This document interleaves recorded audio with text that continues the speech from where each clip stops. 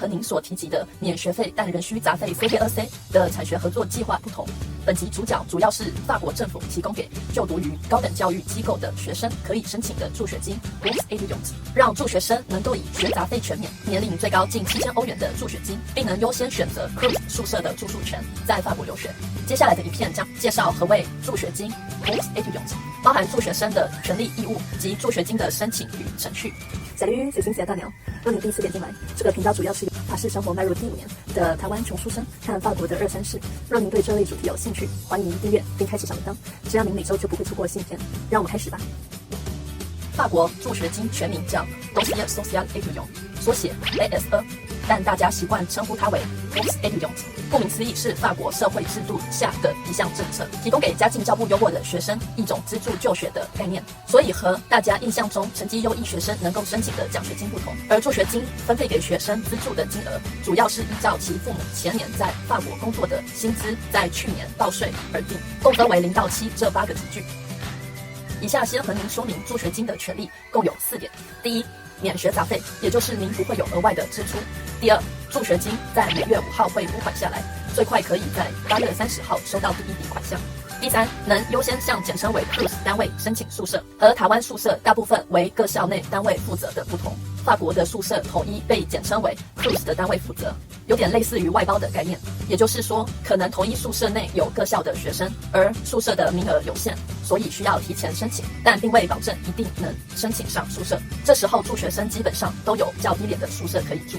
第四，学生餐厅 Restaurant Universitaire， 简称 SOU， 提供给助学生1欧元的餐点。一般而言，学生餐厅提供的餐点费用为3欧元30分。2021年1月到8月时，法国政府为了因应新冠肺炎而开放给所有人能够以1欧元享用学生餐厅的餐点，但从2021年9月开学后将恢复原价。再来说明助学生的义务有3点。第一，不能无故缺席，在期末需给2位分组课小教室 TD 的老师签名，若是远距教学，则需缴交所有作业。第二，不能在法国就业中心 Pôle emploi 上登记注册，必须是学生的身份。第三，若有任何意外而必须中断学业，则需缴回所有助学金。因为申请资格又区分为3类：外籍生、欧盟生及法籍生，而这部影片主要提供给外籍生。以下和您说明外籍生的申请资格。若您是法籍生或是欧盟生，欢迎到影片下方资讯栏中确认您的申请资格。外籍生申请资格有3点。第一，您是法国保护难民及无国籍者办事处简称 OPRA 所保护的对象或难民身份。第二，您曾在安道尔就读法国高中。第三，您在法国居住满2年以上，有2年的报税单证明，并持有暂时或正式的居留证。虽然说您只要符合上述所提及的3点申请资格的其中1点，但这并不表示说您申请就会通过，因为申请人数众多，申请者会被筛选审核。当您确认您符合申请资格，接下来提供您申请程序步骤，这时您可以照着以下5步骤申请助学金。第一，先在申请助学金的入口网站注册。第二，点选进 ASE 的申请图示。第三，这时您得先回答一些问题，像是否居住在法国2年以上，通常有近80%的问题都得回答是。这时您得特别注意，若有一题回答非官方正确答案时，您会被直接拒绝申请。当您不幸直接被拒绝申请时，可以尝试用 email 和相关单位联系，看看是否有转换的余地。第四，当您通过所有的问题筛选后，就会进入申请程序。这时您需要填写个人资料及缴交相关证明，最后还需选填学校科系志愿。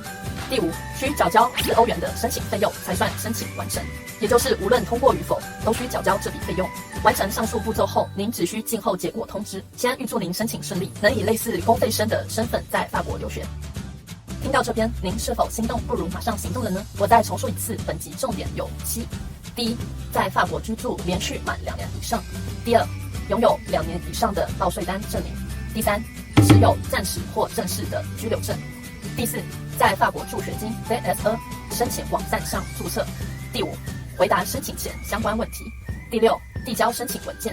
第七，缴交4欧元的申请费用。上述所提到的相关申请网站资料都会放在影片下方的资讯栏，供各位参考。